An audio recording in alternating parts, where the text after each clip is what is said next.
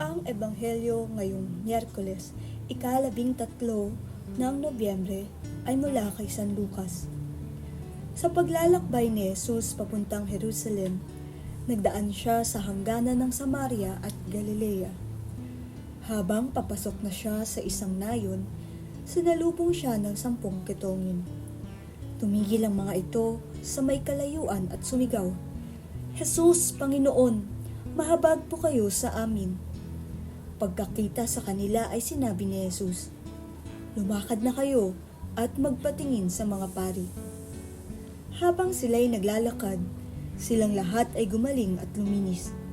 Nang mapuna ng isa na siya'y magaling na, nagbalik siyang sumisigaw ng pagpupuri sa Diyos.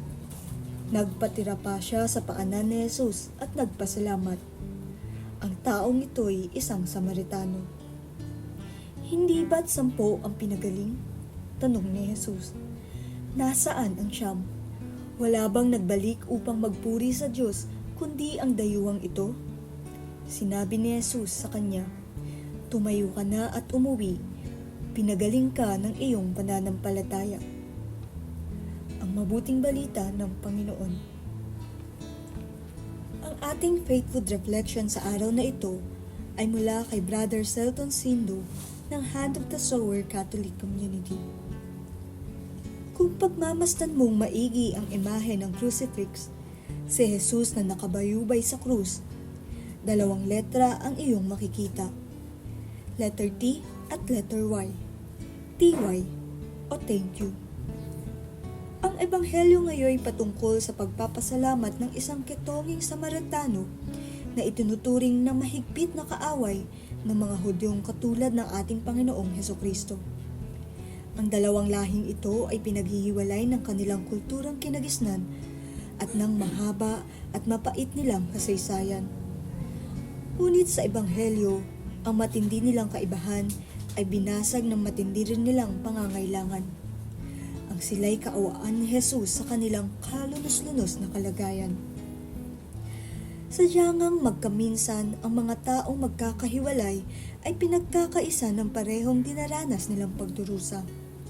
At nang silang lahat nga ay kinahabagan at dagli ang pinagaling ni Jesus, nakalulungkot na 9 naman ang nagka-amnesia at hindi na tumanaw ng utang na loob.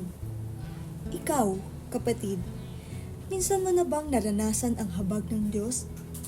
Sana naman kung gaano ka kasigasig sa paghingi ng kanyang habag at awa, ganoon ka rin kasigasig sa pagpapasalamat sa kanya kapag answered prayer ka na. Dahil kapansin-pansing hinahanap ni Jesus ang pagtanaw ng utang na loob ng mga taong pinagaling niyang lubos. Sinasabing ang utang na loob ay sadyang hindi daw natin mababayaran.